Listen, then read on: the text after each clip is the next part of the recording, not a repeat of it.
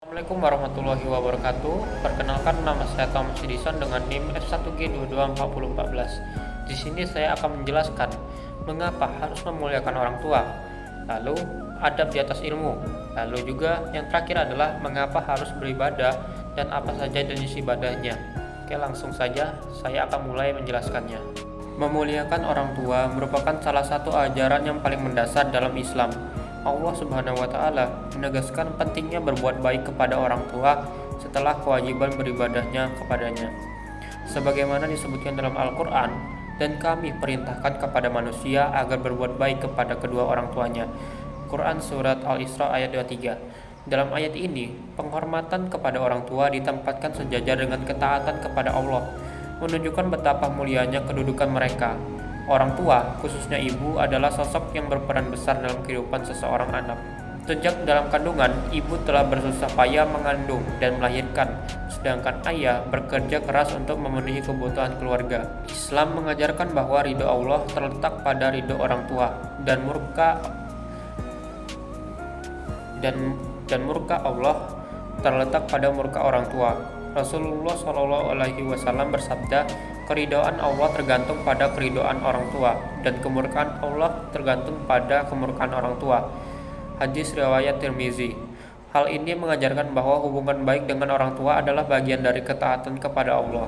Memuliakan orang tua tidak hanya sebatas pada memenuhi kebutuhan saja, tetapi juga meliputi sikap hormat, berbicara dengan lembut, dan tidak menyakiti hati mereka. Bahkan ketika orang tua berbuat salah atau tidak sejalan dengan pandangan anak, Islam tetap memerintahkan untuk tetap menghormati mereka, selama hal itu tidak melibatkan maksiat kepada Allah. Dalam Quran Surat Al-Luqman ayat 14-15, Allah mengingatkan agar tetap memperlakukan orang tua dengan baik, meskipun mereka memaksa untuk menyekutukan Allah. Selain itu, memuliakan orang tua juga harus menjadi amalan jariah yang tidak terputus. Rasulullah SAW mengajarkan bahwa doa anak soleh akan menjadi pahala bagi orang tua bahkan setelah mereka wafat. Anak yang memuliakan orang tua juga akan mendapatkan keberkahan dalam hidupnya, seperti dimudahkan rezeki, dipanjangkan umur, dan diberikan ketenangan hati. Sebaliknya, durhaka kepada orang tua adalah dosa besar yang mendatangkan kemurkaan Allah. Rasulullah SAW bersabda, maukah kalian aku beritahu dosa-dosa besar, yaitu menyekutukan Allah dan durhaka kepada kedua orang tua. Hadis riwayat Bukhari dan Muslim. Hal ini menunjukkan bahwa memuliakan orang tua bukan hanya kewajiban moral, tetapi juga kewajiban agama yang memiliki konsekuensi besar. Dengan memuliakan orang tua, seorang muslim tidak hanya menjalankan perintah agama saja, tetapi juga membangun karakter yang penuh kasih sayang, rasa syukur, dan tanggung jawab. Ini adalah salah satu cara untuk mendapatkan keridhaan Allah dan menjadi bagian dari orang-orang yang dicintainya. Berita tentang Gus Miftah yang dikabarkan berkata kasar terhadap seorang penjual es teh sempat menimbulkan perdebatan, terutama mengingat ajarannya tentang pentingnya adab di atas ilmu. Insiden ini menjadi pengingat bahwa adab adalah aspek penting yang harus senantiasa dijaga, bahkan dalam situasi emosional pun.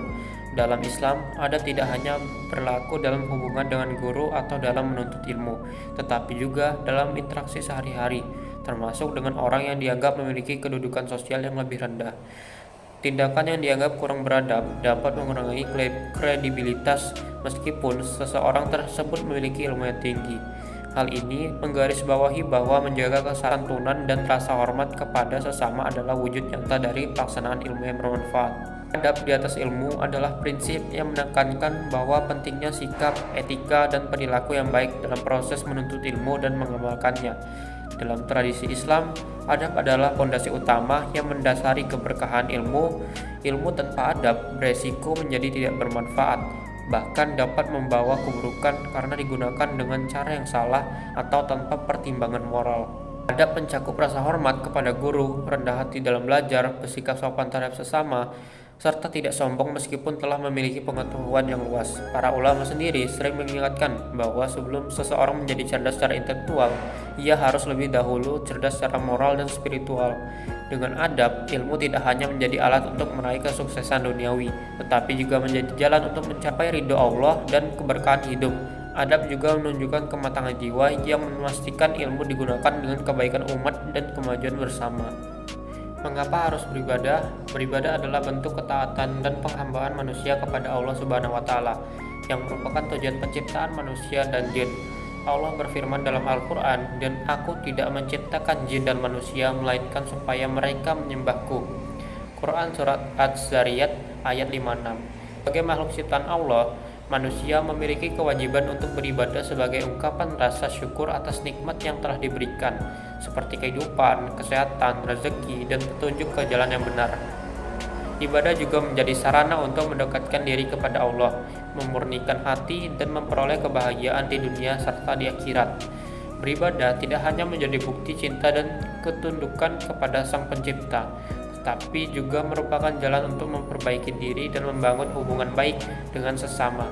Dalam ibadah terdapat nilai pendidikan moral, pengendalian diri, dan penguatan spiritual yang membantu manusia menjadi pribadi yang lebih baik. Selain itu, ibadah merupakan cara untuk mencari ridha Allah dan menyiapkan bekal untuk kehidupan abadi di akhirat. Terdapat jenis-jenis ibadah. Ibadah dalam Islam sangat luas cakupannya dan terbagi menjadi dua kategori utama. Yang pertama adalah ibadah mahdah, yaitu ibadah khusus. Ibadah yang telah ditetapkan tata caranya dalam Al-Quran dan Sunnah. Contohnya ada sholat, ada puasa, yaitu menahan diri dari makan, minum, dan hal-hal yang membatalkan dan terbitnya fajar hingga matahari terbenam selama bulan Ramadan.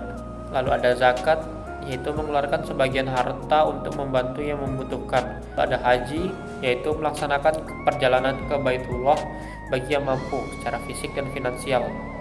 Lalu yang kedua ada ibadah ghairu mahdah, yaitu ibadah umum, di mana segala aktivitas yang dilaksanakan dengan niat untuk mencari ridha Allah dan mematuhi syariat. Contohnya adalah berbuat baik kepada sesama, bekerja dan menuntut ilmu, menjaga lingkungan, dan adab dan akhlak yang baik. Saja yang bisa saya sampaikan dari penjelasan yang sudah saya sampaikan. Jika ada salah kata, mohon dimaafkan. Dan saya Thomas Wilson, terima kasih. Wassalamualaikum warahmatullahi wabarakatuh.